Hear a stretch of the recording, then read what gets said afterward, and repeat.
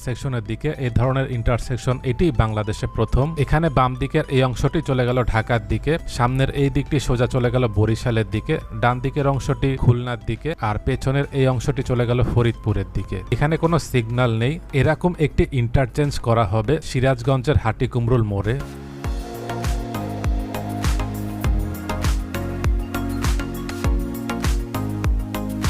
ঢাকা মাওয়া ভাঙ্গা এই এক্সপ্রেসওয়েটি যাত্রাবাড়ির এখান থেকে শুরু হয়ে ভাঙ্গার এই দিকটিতে শেষ হয়েছে।